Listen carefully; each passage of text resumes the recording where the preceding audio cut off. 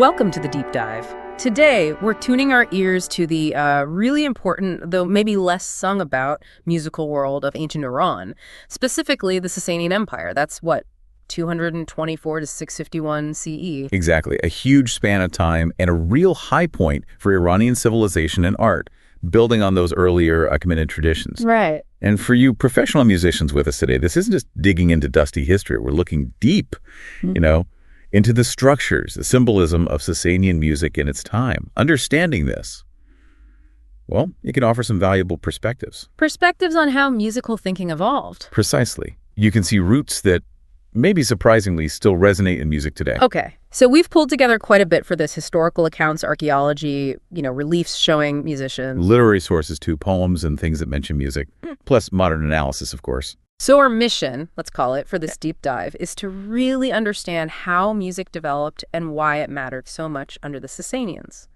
And hopefully pull out insights relevant for you musicians thinking about history, theory, maybe even performance. Okay, let's get into it. To really get the music, you first need the world it lived in. The Sassanian Empire kicks off in 224 CE. Ardashir first defeats the Parthians. And this wasn't just swapping one ruling family for another, was it? Not at all. Ardashir was very consciously trying to restore that Achaemenid legacy. Think big empire, centralized government, that sort of thing. A restoration project, almost. You could say that. Yeah. And a huge part of that was making Zoroastrianism the official state religion. Okay, so religion is key from the start. Absolutely. It was a unifying force for this incredibly diverse empire, and it shaped everything: society, art, and definitely, as we'll see, music's place. And geographically, we're talking massive scale here. Oh, huge. At its peak, it covered modern Iran, Iraq, bits of the Arabian Peninsula, Caucasus, the Levant, even stretching into Central and South Asia.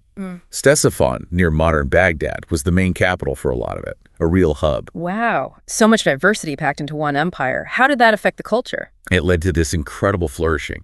Grand buildings, amazing crafts, science, philosophy, and a lot of cultural exchange. And importantly, Sassanian influence spread way beyond its borders. Really? How far are we talking? Western Europe, East Africa, China, India. Sassanian art, architecture, stories, they had a big impact, helping shape what we think of as medieval art, East and West. So a major global player, culturally speaking, for its time. Definitely.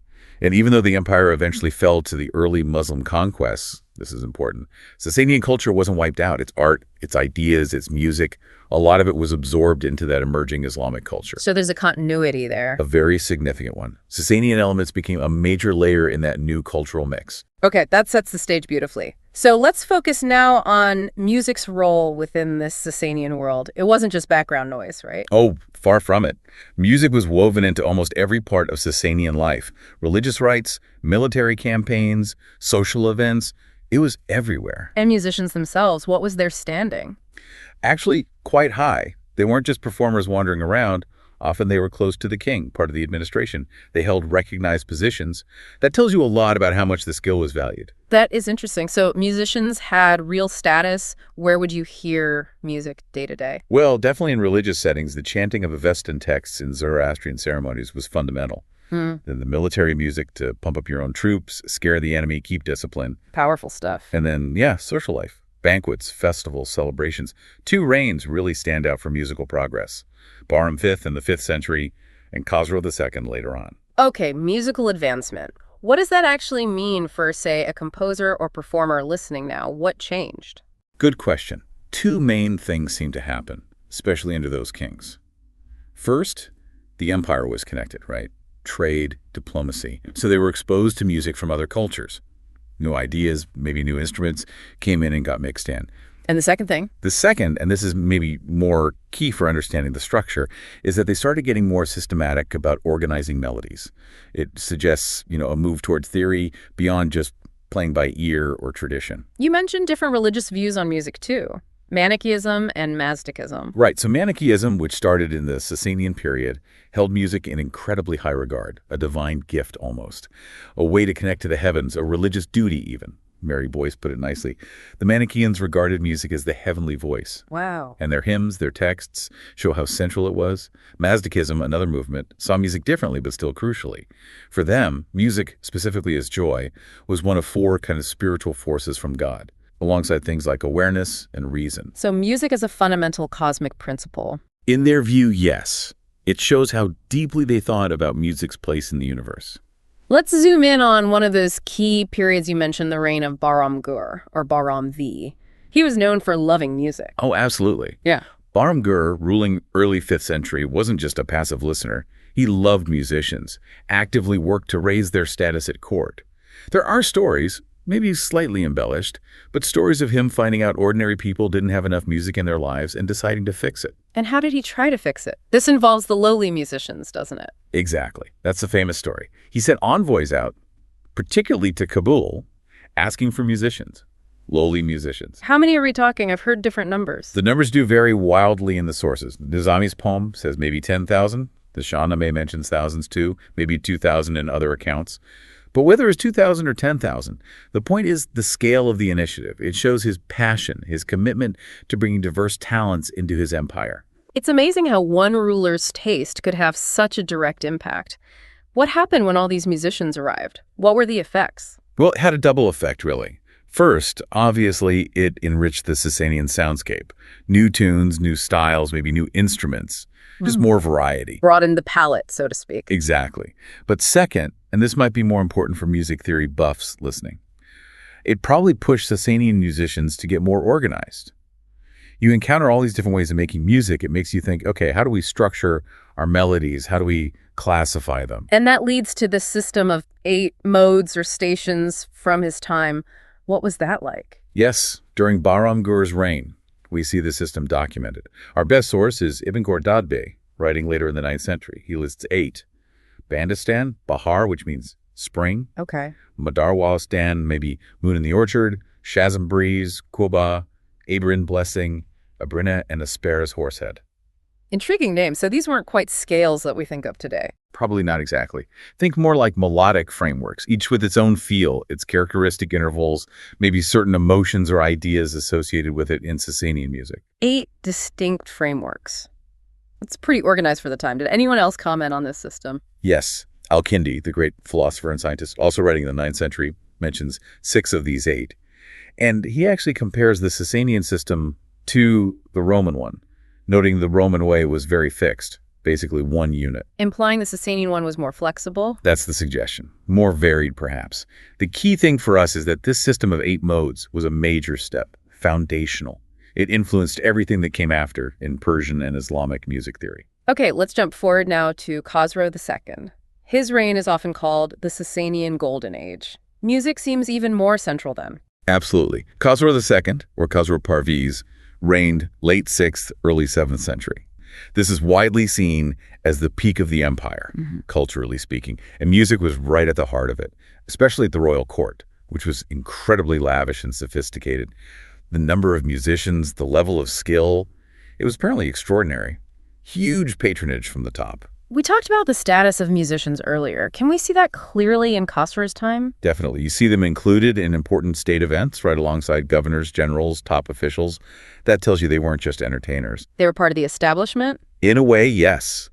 And the royal feasts, these were huge musical showcases. We even have visual evidence. The rock carvings. Right, the reliefs at Takabastan. They show musicians playing for the king. You can see the instruments clearly. What kind of instruments are depicted there? What else do we know they played?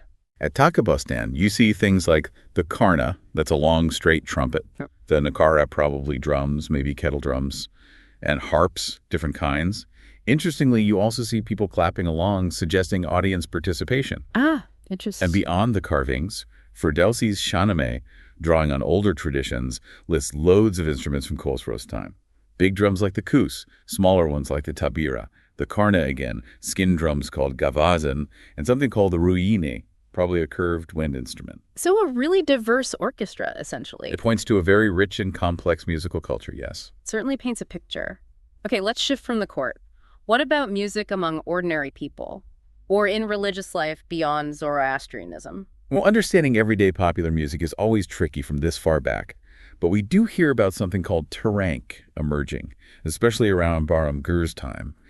These seem to have been songs in the common language, love songs, maybe even songs with a bit of social critique. So a folk tradition developing. Possibly. It suggests music wasn't just formal court stuff. But generally, we know music was part of everything. Weddings, festivals, funerals. Any specific festival music we know about? Yes, the Merrigan Festival, the autumn celebration.